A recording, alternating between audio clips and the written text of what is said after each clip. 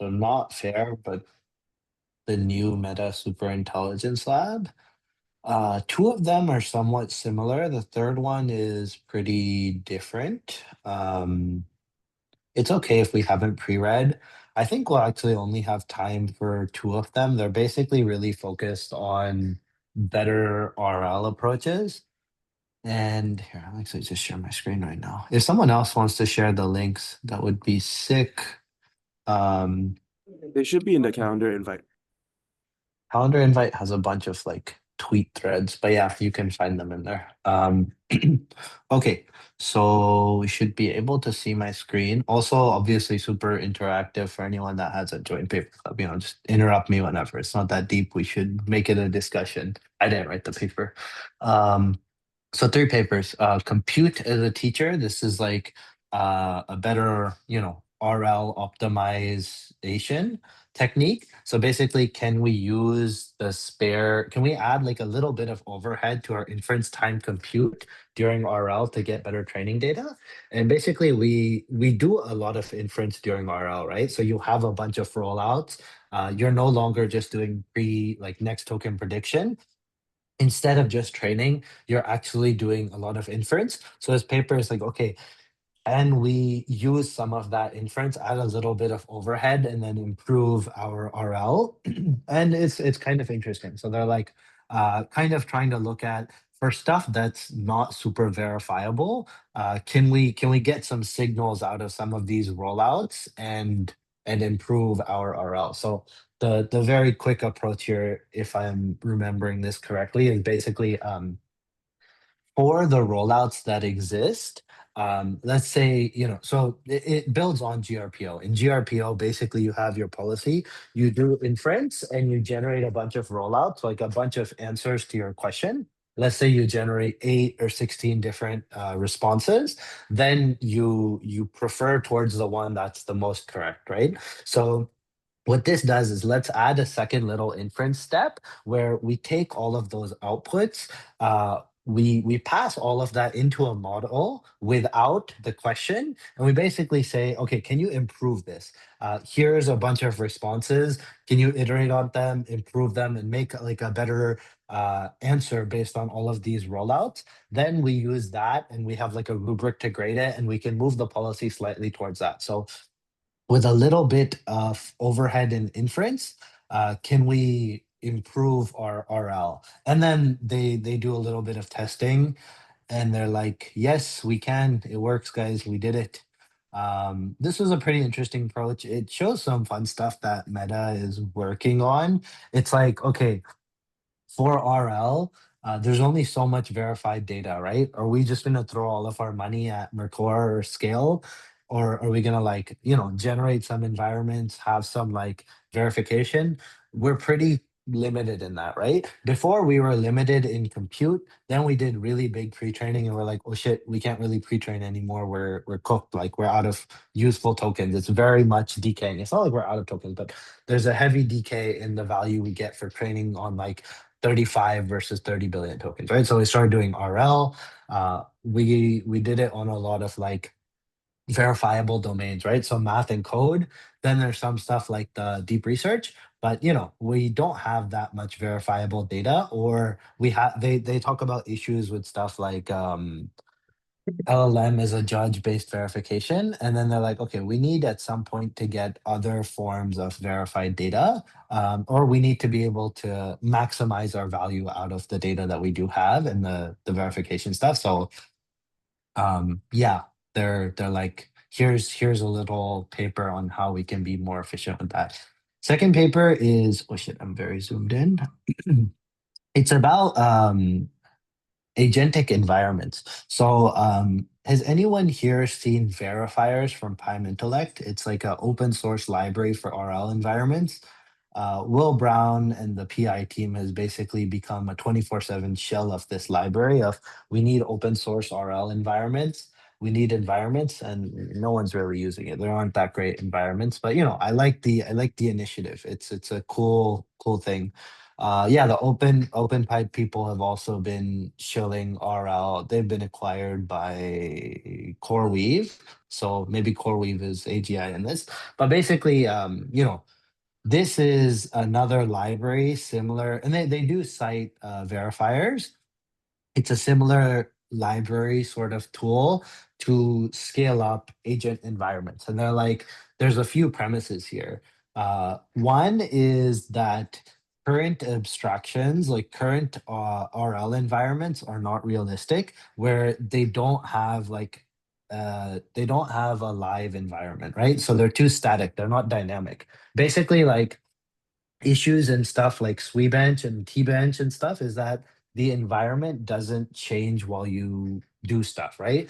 But in reality, environments are dynamic, right? Even while your agent is doing work, the environment is changing, right? So they have this sort of time factor, they have random data points that get added in, right? And then there's obviously a hit for taking long. So some of the stuff that they measure is the time trade-off for how long agents take, and they try to normalize this around stuff like API requests and rate limits. So like it's a bit, they do pause the system for that to not take that into account. But high level, it's like a way to create environments. And they did create one. It's called Gia 2. It's a build off of an environment they made in 2023. That was like, I think it stands for like general agent something something it like benchmark, right? So they expanded on it, and they show how it's different, what they trained on. Then it's like a whole bunch of, okay, what goes into making an environment. You need, like, apps. You need the ability to access the external environment, events, notifications. The one that they do, it's basically a mobile operating system, and then there's apps like calendar, email, this and that. There's tasks to do.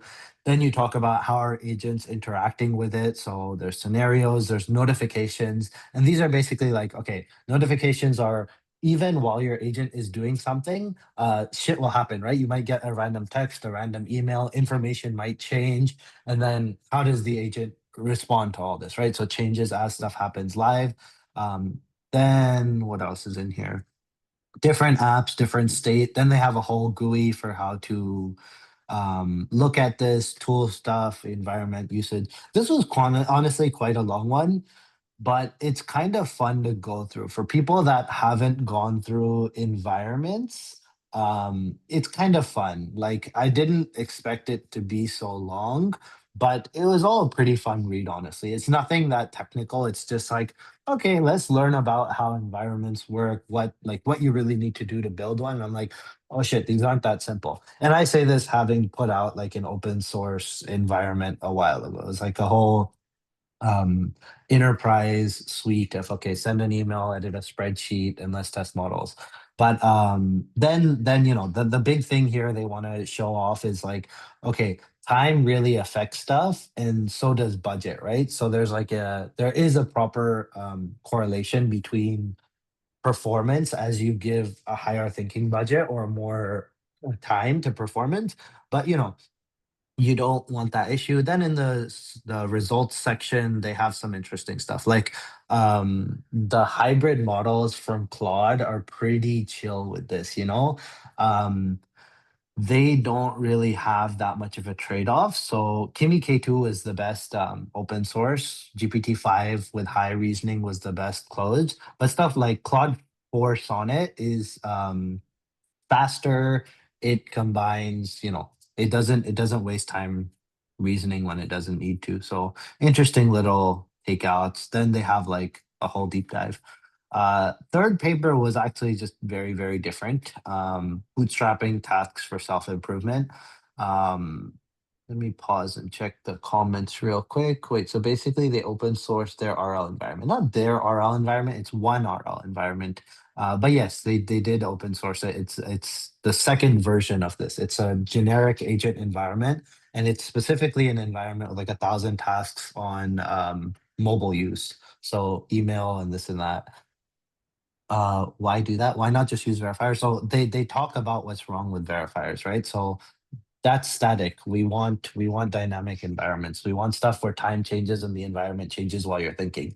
Basically, in other environments, there's no time delay, right? So like in Sweetbench, you can spend 6 hours solving one task, but in reality, your code base is still getting other changes. Other people are working on it. There's noise that comes in. So, you want stuff to be dynamic.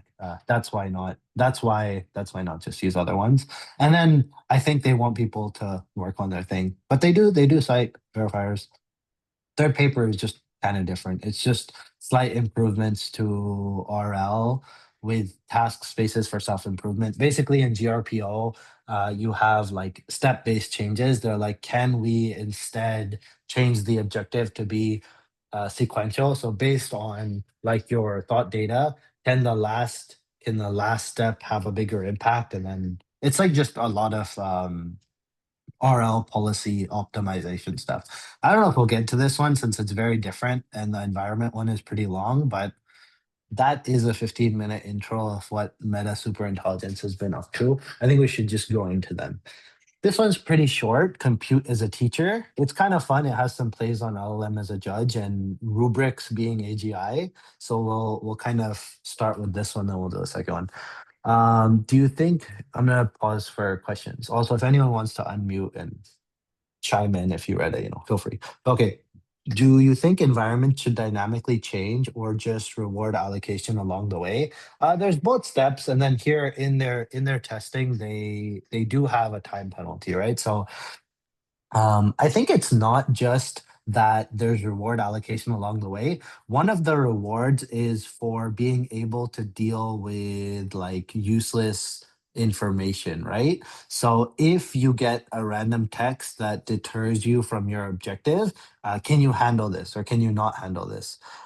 Static versus dynamic. What is the distinction here? The distinction is basically like as you're working, environmental changes are happening, right? So in a static environment like Sweetbench, you have tasks and you just do them. In something like this, the code base is being changed externally regardless of what you're working on. And then you have calls like, get state, and then you can see how state has changed and you have to be able to deal with that. There were some flaws to this paper that I didn't like. Basically in the evaluation, they have like cutoffs for when the task is failed. And part of that is like, okay, you take X many steps or your context window fills up. And I'm like, what do you mean your context window fills up? And then they're like, a great thing to be added would be like a code interpreter tool, because that lets you do a lot of thinking without filling up your context. And they were like, well, add it soon, but we haven't added it yet. The little flaws. But anyway, I think the bigger value in this is like, one, they care about time to solve tasks, dynamic environment, and three, I've blanked on the third. Let's see more questions. Is there a reason these papers came out now? Did compute changes? Yeah, these are like efficiency in RL. So, we only have so much RL data, right? So much verifiable code, so much verifiable, like labeled environments. And instead of paying Mercor their fastest growing 500 million ARR, what if it can be more efficient? And also, most of these authors they weren't really at Meta Superintelligence when they started. So, for example, for a lot of these, like you'll see them using here they use Quen 2.5. Here they use Llama 3.1 or 3.2. And this is like building on a benchmark from 2023. So, it's been in the work for a while. Um, some of these guys are now at Anthropic, like two of them are at Anthropic. But anyway, it's still relevant stuff overall. And it's just for the hype. The only reason we're covering these papers is because Meta Superintelligence. Otherwise, they're interesting papers. I mean, I do think that like stuff like this, compute as a teacher, it's like better performance in RL that you can kind of just drop in, and it doesn't really have too much of a negative impact. So will stuff like this be standard? Potentially. The only problem is that no one's really doing RL, right? The people that do RL are like big labs, and we don't know if they're doing this stuff. So maybe one of the open models, maybe Mistral or something, drops a paper and they're like, "Oh yeah, we've been doing this. It helps a lot." But maybe if you're into some mid-training custom RL work, that would be cool, and you can build on this.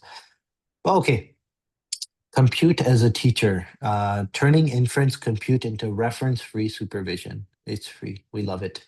Where do learning signals come from? There's no ground truth when there's no ground truth in post-training. Converting the model's own exploration at inference time into reference-free supervision by synthesizing a single reference from a group of parallel rollouts, then optimizing towards it. Kind of interesting. So you're already doing a bunch of rollouts, you're doing a bunch of inference. What if we can synthesize a single reference from all of these and then optimize towards it? Seems fake, seems like it shouldn't work, right? Like, aren't you going to be limited at the quality of what's in the rollouts? Turns out, no. With a bunch of like little information, you can actually get slight improvements. And then there's even disagreements. Like you can get synthesized results when they differ from all rollouts. So like in 1% of cases, the result is better, disagrees with every rollout, but is still slightly correct. And then you judge these based on a rubric grading, which is kind of unique as well. So concurrently, current policy produces a group of rollouts, a frozen anchor, reconciles emissions, and contradicts to estimate reference. This is basic GRPO. There's two regimes. There's verifiable tasks where you have a programmatic way to check the answer. So basically for math, like you can use a little software to just check like, okay, is this math correct? Use a calculator or code, does the code compile? Then there's non-verifiable tasks with self-proposed rubrics, binary auditable criteria, scored by an independent LLM as a judge, with reward given by fraction of satisfied like output. Unlike the current method, synthesis may disagree with the majority and be correct even when all the rollouts are wrong. This was kind of interesting. So currently there's like a few other stuffs, like someone mentioned the tree-based approaches. So if you do best of n and just move towards that policy, or majority voting, or like judges based the best output, the difference here is that this synthesized result can disagree with everything that's in the rollout, but still be better. And then, yes, numbers go up. They tested a bunch of 4Bs and 8Bs, and number went up. Went up with general training and with RL. I thought this was a pretty not so great diagram, but it exists. So systematize an estimated reference, convert the supervision into reward, can be applied at test time for inference time gains inside RL. Okay. Um, so for specialized skills, what do we need? We need a how to do figure one. Yeah, this figure one was bad, but there's a better figure two somewhere in this paper. We'll get to it eventually. Okay. Post training typically relies on supervised fine tuning with labels or verifiable rewards and programmatic checkers. Valuable tasks lack both, right? So in non-verifiable settings, like clinical tests or lifestyle, there's also the issue of labeling being ambiguous, right? So annotation pipelines are hard to scale, and even then, we don't often like have experts agreeing, right? So in ambiguous stuff, like experts can have different thoughts on what's concise writing. They can like there's just issues with that. And then LLM as judges, they can have issues here. So verbosity bias, they love long outputs, they're inconsistent, they like reward hacking. So one main question, can inference compute substitute for missing supervision? For non-verifiable stuff or ambiguous verification, can inference compute do better than stuff like LLM as a judge? Yes, this is their answer. They did it, guys. Compute as a teacher, not chain of thought, CAT. Compute as a teacher. It converts the model's own exploration into reference-free supervision. For each prompt, the current policy generates a set of parallel rollouts. That's GRPO. then condition on the rollout a synthesis single estimated reference by reconciling emissions and predictions and partial relations. Uh, this is once again, basically they throw all these rollouts into a model, they have it synthesize a better response. We'll get into the prompt that they use for this, which is kind of interesting. A key thing is they don't give the question anymore. They just give rollouts. Um, Cat reuses the group rollout compute budget already common in RL, adding little overhead beyond the compute figure already spent, right? Is CAT is test time? Kind of. It's during rollout. So there's like multiple test times in RL, right? In RL, when you're doing GRPO, you do a bunch of rollouts, and some of these are already off policy. Some of these are longer and shorter. So there's a lot of wasted inference time, right? There's tricks you can do to optimize this, but this is just a way of doing a little bit more overhead there. So two domains for cat. One is verifiable, where it's obvious, right? If it's verifiable, just use the same verifier, and if it works, right? So let's say you have a math question, all your rollouts are shit, but you can answer it with a synthetic um, output from cat, well, then you can check it there and that's good. If it's non-verifiable, they have this concept of rubrics. Basically, you use another model. You say, here's a question. What are rubrics that are hard, that should like not be easy to check, that these can be graded on? And then a judge follows that rubric in the output and then has yes or no criteria. The big thing here is this is synthesis, not selection, right? So you're generating a new answer that can, one, disagree with the majority and be correct even when rollouts are wrong. This is kind of interesting, right? So empirically, we observe behaviors and disagreement with majority of rollouts on 14% of questions. So basically, it disagrees fairly often, and it disagrees with all rollouts 1% of the time. Performance scales with the number of rollouts as expected, right? So if you give it one rollout, it's not going to do much. If you give it 2, 4, 8, 16, 32, it starts to do better when it has more information. They have plotted a scaling curve for this, and then the intuition around why this works. So basically, parallel rollouts diversify generations, surfacing like different sub facts or solutions, right? So you don't just do rollouts such that they have the same output. They're somewhat diverse and they go down different thinking paths, right? This was shown in other pre-training reasoning work where in the GRPO policy, you want to optimize for diversity, right? So the last RL paper that we covered, they basically completely got rid of one of the constraints that really allowed for a lot of diversity in samples, and that allowed for a higher hit rate towards being correct and verifiable. So in this case, GRPO is already doing different rollouts that are in different diverse groups, and then conditioning this.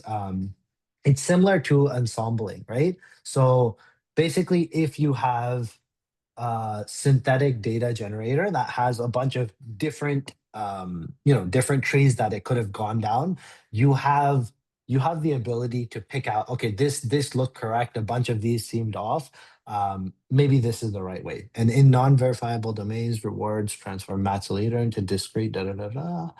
Yeah, so the auditor is question blind, right? Basically, you're just looking at a bunch of potential solutions, and then you're like, okay, a few of them go down this path. Oops, this is probably relevant.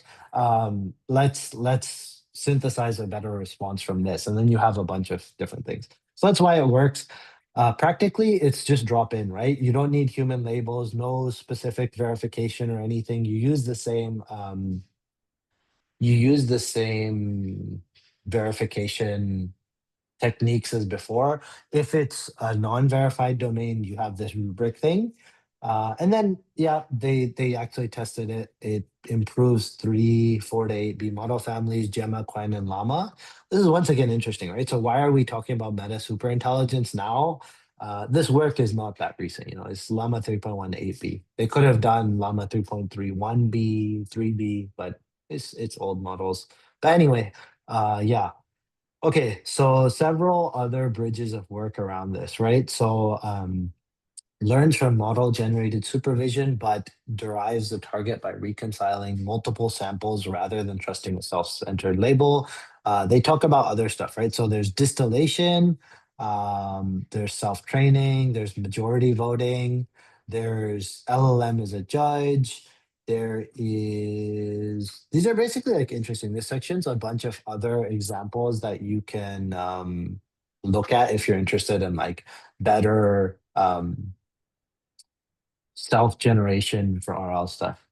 Okay, the uniqueness here is it constructs new answers that can depart from the consensus. Um, Different than LLM is a judge. That's different than majority voting, right? So majority voting picks the majority best from the rollouts. This can deviate from that. Different than LLM is a judge.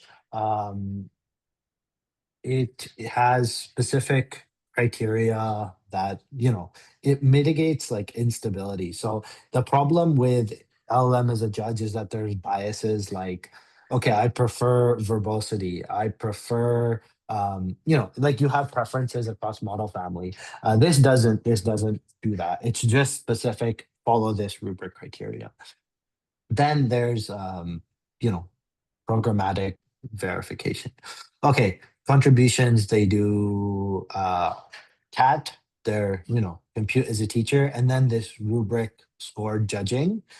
It avoids human references and reduces reliance on brittle judge-only scores. Then they do have a case study here. They actually do it. They test it on math and health bench, and then they compare it and all that. Oh, this was the related work section. So reference-free fine-tuning, um, constitutional AI from Anthropic, self-instruct for training with instruction following, quiet star. All these are like different approaches to the same thing. Better reference-free fine-tuning. There's reference-free RL. So test time RL, reference-free LLM, training via RL, absolute zero, self-play.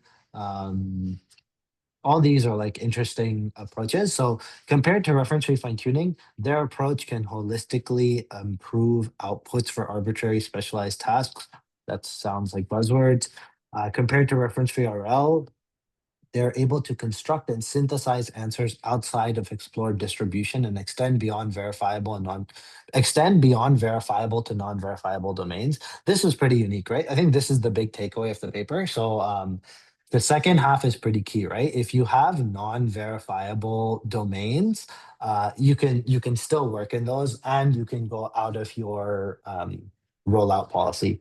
Then other work in non-verifiable RL is very free, JEPO, RLPR, all this stuff. In contrast, they use rubrics as rewards, a more general approach that constructs rubrics from reference answers, which are then judged by LLMs to compute a score. Unlike all these methods, theirs does not require a reference answer, right? So all the other work that they cite, they need reference answers. Um, their approach doesn't, which is, it's unique. I thought this paper was somewhat impactful. Okay, a bunch of notation bullshit. Basically, it's GRPO, and then you have this synthesis step with, um, you have a synthesis step that's generated from rollout, and then rubric criteria is done later. This was a better sort of diagram, but I think we still need an even course on it. Estimating a reference by synthesizing rollouts. To estimate a reference response, we introduce a synthesis step.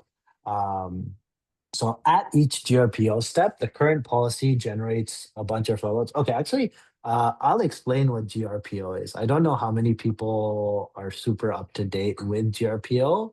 Uh, can someone explain why we need to keep the question blind to prevent it from acting as just another rollout? Yeah, I'll explain this question next. Someone asked, why do we need to keep this? So for the synthesis step, why do we need to keep it question blind? Why do we not give it the question? I'll explain that right after explaining what GRPO is.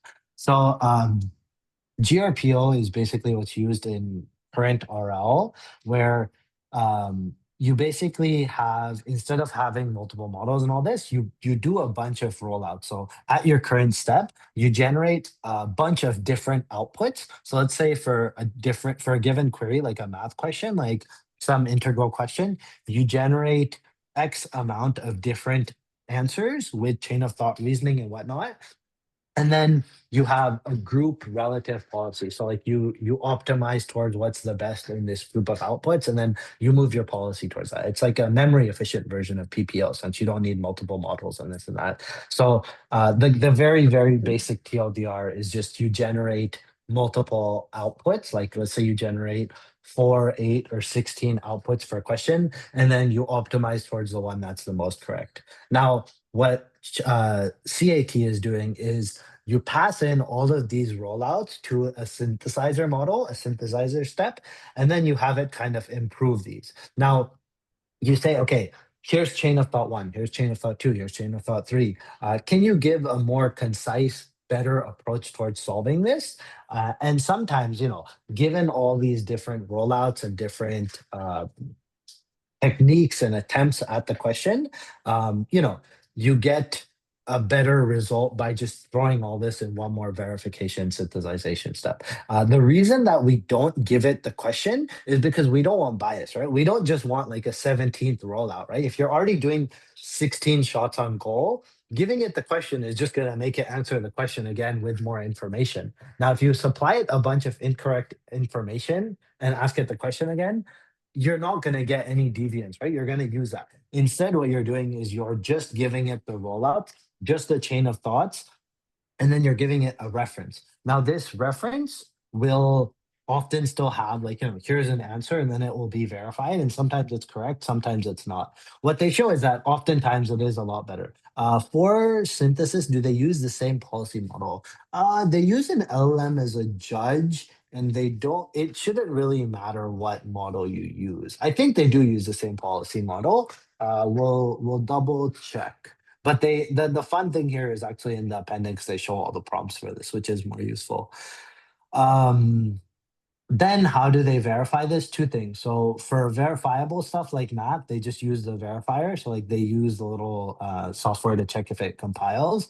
For non-verifiable, they have rubrics using rubric prompts. And then they use an LLM as a judge to just clarify this rubric. Then they can input this back into the GRPO. And then if the CAT is better than the rollout, let's instead start to, move our policy and change our weights towards that. Okay, remarks. So when you only have one rollout, the synthesis is not going to do much, but it grows as you have more rollouts. This is, what they expect, and it's true, and then they plot it later. Um, is this just to create a rubric? The POM seems like it's creating a unified response. No, there's two things. There's separation. So the synthesis step is different than the rubric step, and the rubric step is not always used, right? Synthesis step is used for verifiable stuff and non-verifiable. The rubric is used when you need to do non-verifiable domains, so you don't have labeled data for that. Then you can use a rubric. Okay, let's talk about experiments. Basically, they evaluate it in two models. They do, sorry, in a few models, Gemma, Quen, Llama. Yeah, the TLDR is it kind of works, so it improves 30% relative to the initial policy. Now these are small models. Adding RL adds a lot more. So like in Llama, doing CAT with RL had a 30% bump on health bench. On math, it has a 33% bump. So it works quite well. Ooh, someone is sharing deep wiki. Very nice.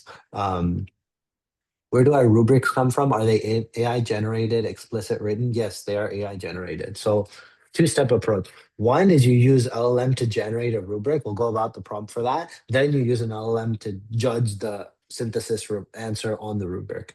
That's unfortunately, I wish that was like section 4. We have to go through the damn appendix to find that stuff. So that's why I'm gonna like skip through this pretty fast. Would have been interesting to ablate not using question and question. They might have actually. It might be something in the appendix. Okay, results are results.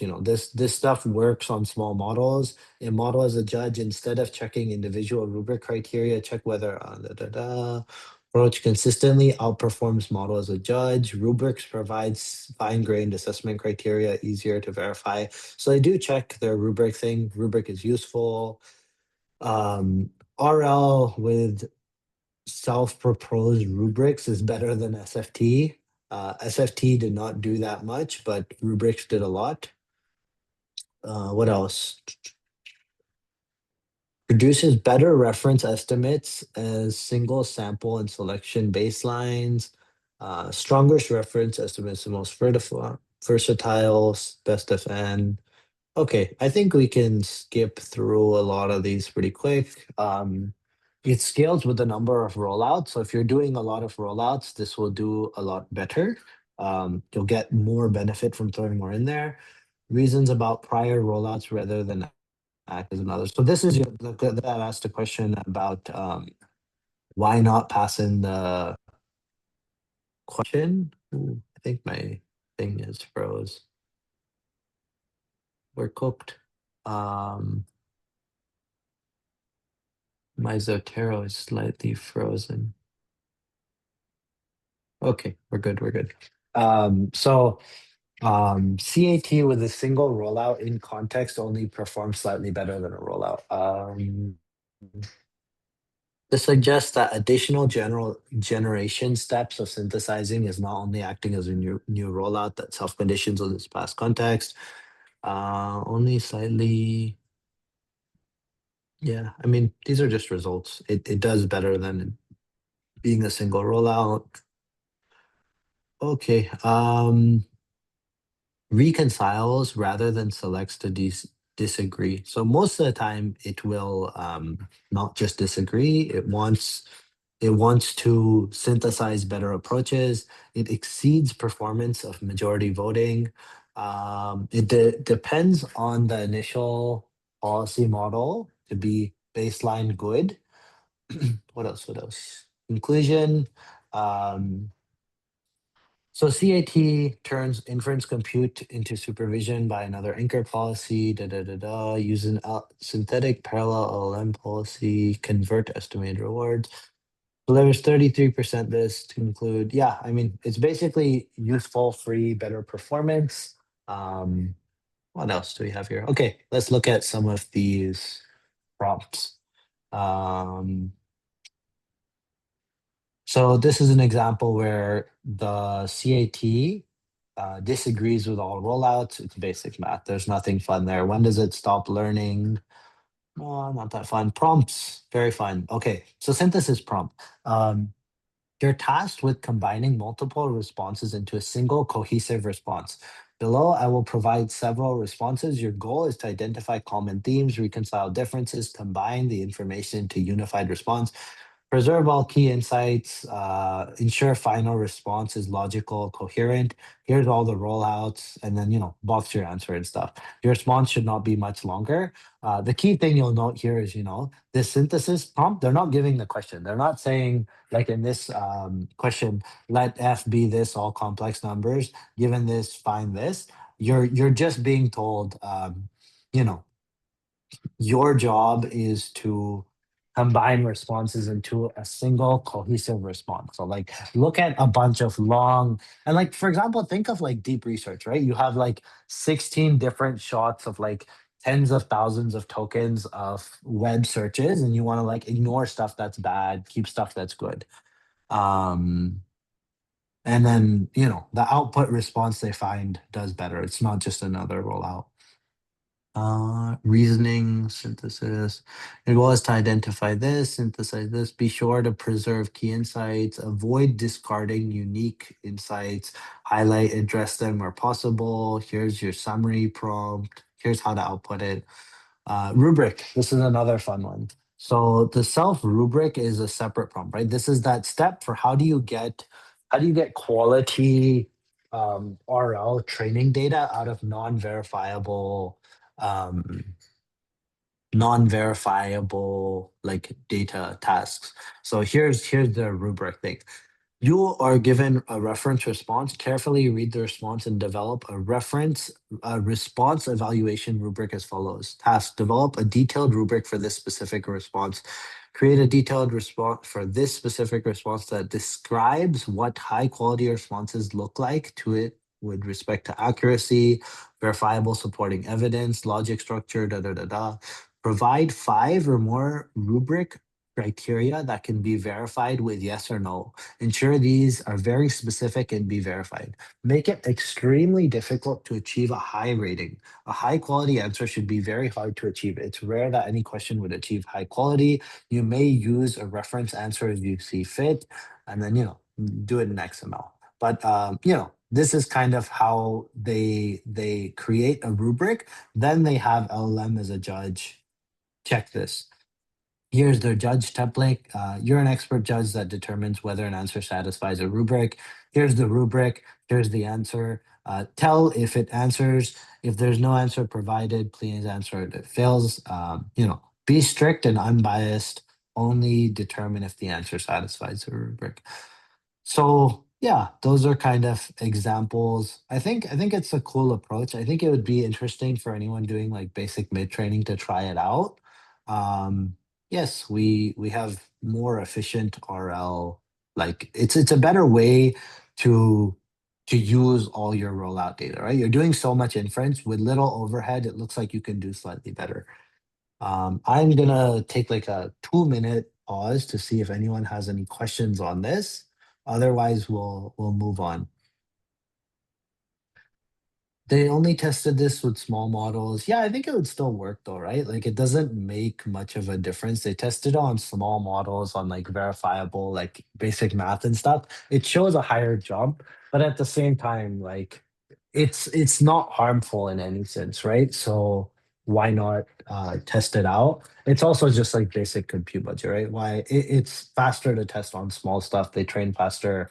You can see meaningful changes. So yeah, why not test it on bigger models? For all we know, this is an optimization step that's already being done.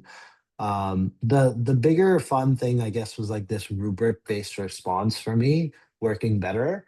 And it being a way to check non-verifiable stuff better than the LLM as a judge. Like there's this fantasy that people like to have that you can just do RFT on any model and just do LLM as a judge and that'll just work. So it's nice to see a change where, this is like slightly better than that. Um, cool. Okay. I'm gonna go into base model may fail to produce reasonable responses. So someone asked if they only tested this on small models, would it work on bigger models? Someone disagrees because the weak base model may fail to produce meaningful responses. I think that would go the other way, right? Um, if the bigger models would already be stronger. So it would be like a concern. Like this might not work on like a 1B model because the base models suck, but it should work on bigger models. But anyway, okay, I'm gonna switch to the agent agent thing they did. So we already did a bit of an intro about this, but basically this is their like verifier's competitor of RL agent environments. And once again, they really want 2 things. They want they want time to be a factor. So how long does it take your agent to solve stuff? Because the environments are not static, right? Current benchmarks are too static, and that's an issue. We want dynamic environments. So as you do nothing, the world still changes around you. And then we need to measure, how can your agent handle like ambiguities, noise? How can they adapt to these changes? And then it runs async surfacing new program modes. Okay. I'm gonna go through this pretty quick. Um, our experiments show that no system dominates across intelligence spectrum. So they have like 6 or 7 different checks, stuff like ability to handle ambiguity, conciseness, and the models that do well in different domains differ from ones that do well in other checks, which is kind of interesting. Here's kind of a trade-off between models. Once again, this is slightly old, right? We're on Claude 4 Sonnet. We're not on Claude 4 Opus or 4.1. Kimi K2 is the best open source. Gemini was a really good mix. The hybrid models don't reason unnecessarily. Um, then there's a cost trade-off. The interesting thing here is that, yeah, nothing dominates across the spectrum. They all have trade-offs. Like if you reason more, well, now you're taking more time, right? And then the unique thing is that these curves all plateau, right? So standard scaffolds miss key ingredients. We don't want plateaus. The fun thing here is they define like that this is not an AGI benchmark. It'll get saturated. Um, yeah, Meta can't even venerate, can't benchmark Opus. Too expensive. Um, so deployment and production. Web is a great environment.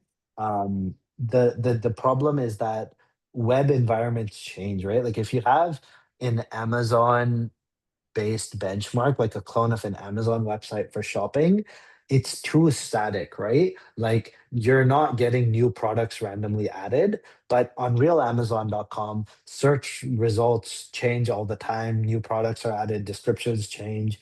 Um, so there's a lot of write operations that can change environment that happened randomly. Few open source, as of the time of this writing, few open source and flexible libraries exist for developing and studying correctable LLM agents. This is citing Will Brown from verifiers that we need more environments. Um, okay, where did I go? The interesting thing here is when they test all these models, they basically do a very simple React framework. So they're like, come do better, do other model agent orchestration scaffolds and stuff. Shit, we only have 10 minutes. I'm gonna go kind of quick. Okay. They want running creation of environments, da da da da. They need to handle time, simulated stuff is not realistic. Um, Mobile. So the one that they do is Kia 2. It's got 1,000 verifiable scenarios. It's a mobile environment, so it has mobile apps like email, messaging, calendar, the associated content with them, evaluations for agents beyond pure search and execution, verifiable tasks that are simple. Cover this in 10 minutes and push for the next time. Yeah, okay, I'll do this one in 10 minutes. We'll skip the third paper for now. So one, they differ than most agent benchmarks in one, there's more realistic interactions between agents and environment that run asynchronously. Scenarios spanning arbitrary periods of time, environments, time passes. So this is what makes their benchmark different, right? This is one of the key things. Environment time passes independent on whether agent acts or not. The environment state is continuously updated with random or scheduled events, such as friends replying to messages sent by user or agent. They have robust verification system into RL. Basically, agent write, comparing agent write actions only to annotated Oracle write actions for write action, da da da da. While today's frontier models are far from solving this, we do not consider it to be AGI level benchmark in the LLM RL arena, and we expect rapid hill climbing. It's just like a start of like their first environment that's dynamic. They expect progress to be done. This is a much better diagram of what's going on. Um, we expect that this will require modeling effort beyond scaling, um, s- scaling, test time scaling. So basically, they're like so they have multi-agent interaction, time-based stuff. They're like, basically, if we want efficiency and models and RL, we need to do like modeling effort beyond test time scaling, which I kind of disagree with, right? So they're like, you can't just scale for more reasoning. I think like, you have routers, you have low, medium, high thinking models, right? So like in their charts on the performance, they basically show how there's like a clear um, performance scale between GPT-5 on low, medium, high thinking. But, they're like, we need to do model based. So here, so like GPT with GPT-5 with minimal thinking versus low versus high, the more thinking does better, but it takes more time. They're like, we need to do better architecture changes to solve this problem. But in reality, a simple router or an auto thinking mode would also solve this because we've already dynamically been able to think better. And then the hybrid reasoners also do really good on this.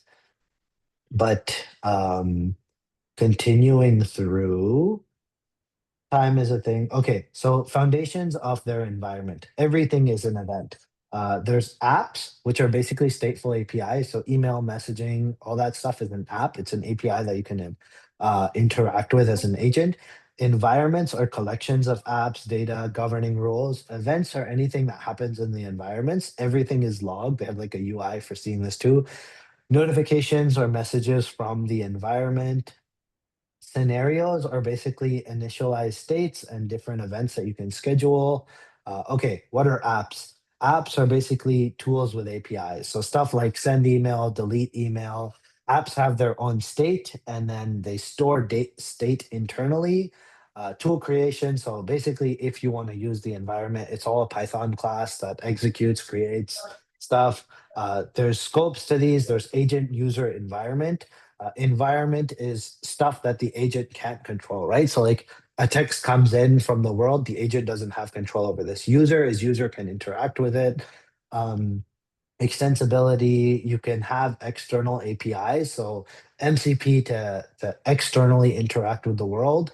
So if you want to dynamically change events based on like real world data, like yesterday someone did a SF map of parking tickets coming in live.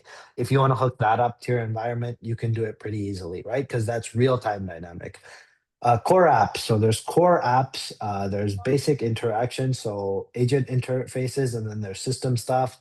System core apps are basically like, okay, what's the time I can wait for stuff to change?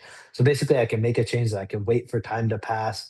Um, Stuff that allows for stuff that would take like real time, hours in the real world can happen fast. Environments, events. Event is an agent action. Da, da, da, da. Let's go a little fast since we're short on time. Event types, there's validation events, agent events, notification. At each notification step, events trigger notifications. Agents can get them. They're not the only way for agents to observe them. They can proactively check. So outside of just like your phone getting a notification, the agent can make a call to its notification inbox. Scenarios, these are basically like specific scenarios, right? Like once I receive this, you can trigger those scenario hints. Mobile, it's meant to be mobile environment, turn rules. Okay, we got to go fast through this. This is kind of interesting.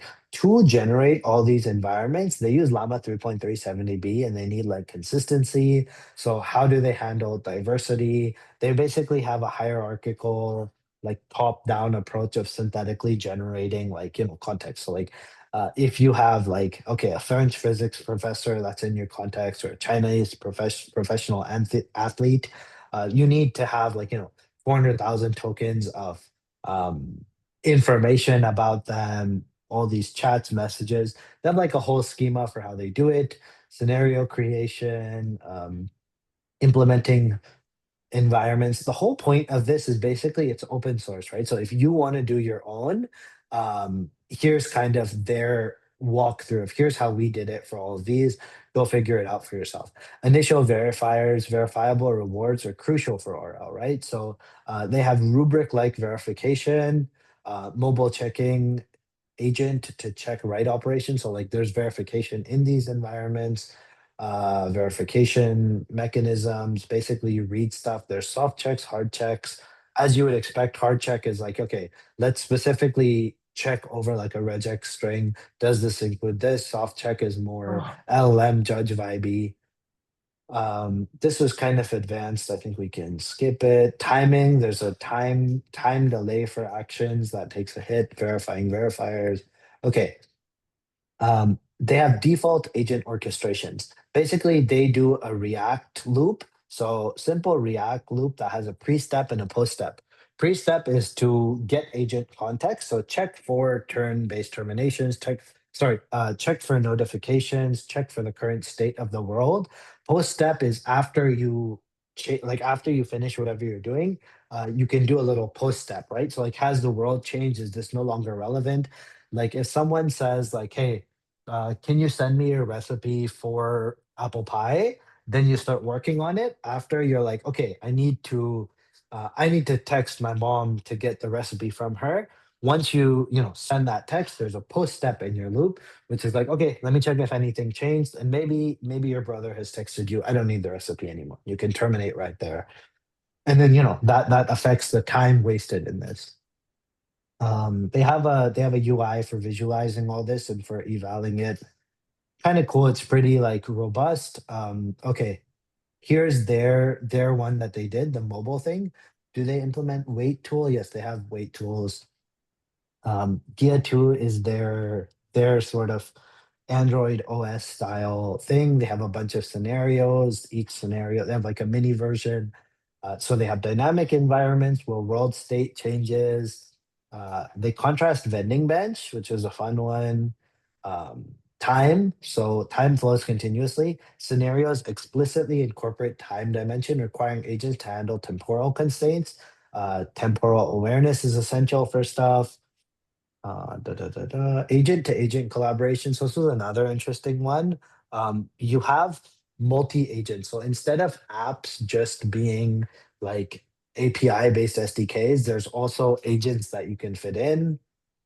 Um, Agent capabilities, search, execution, adaptability, time, ambiguity, agent to agent. Main agents can no longer access apps. Basically, like to use an app, you need to go through another agent, which you can control. Having that delegated to an agent often helped some of the small models. Then noise is another one, right? So API changes, services. How do the models handle this? This is kind of their agent to agent. So you can dynamically have some apps be robust APIs, some of them be agents that you communicate with, right? So like one of your apps could actually just be like talk to a friend, right? And it's handled as an agent to agent communication. Everything, okay, environment events, data collection. I think we gotta skip through a bunch of this since we only have a minute left. Basically, they tested a bunch of stuff. These were some of my issues with it. They're all tested at long context, temperature, generation of 16K per turn. If the context length of 128K is exceeded, it's an automatic failure. Agent loop runs continuously until one of two termination conditions is hit. So termination is 200 steps, or you run out of context. Environments, all scenarios are verified with their verifier using Llama 3.370b.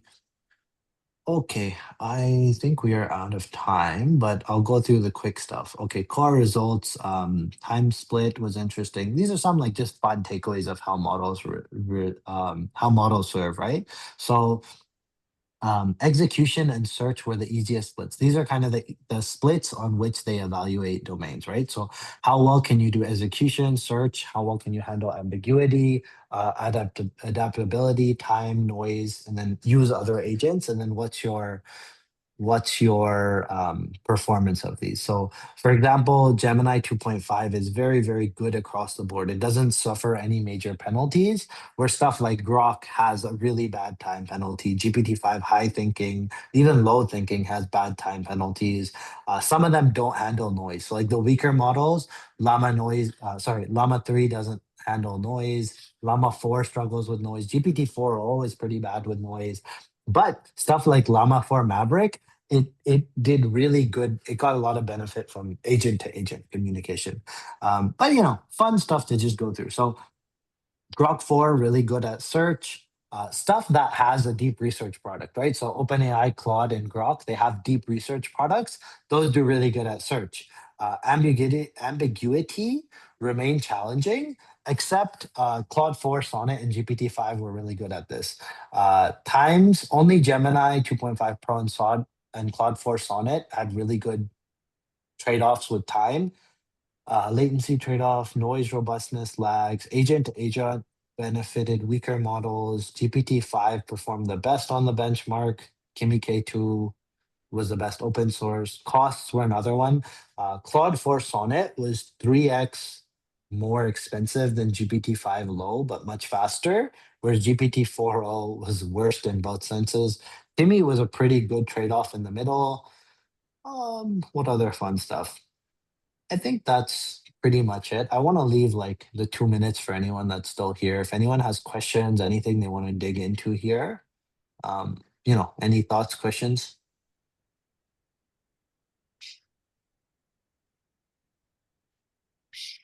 Otherwise, yeah.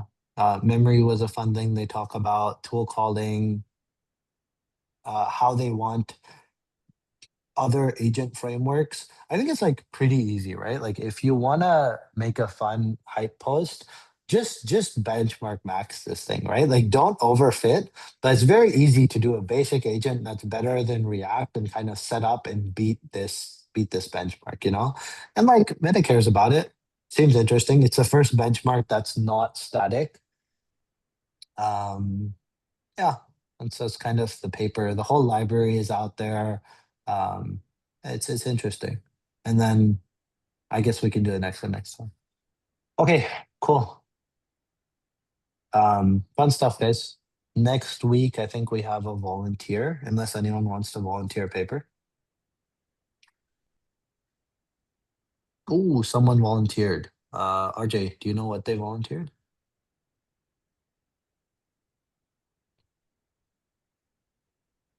Okay, seems bio-RL paper. Cool. I guess we have a bio-RL paper volunteered for next week.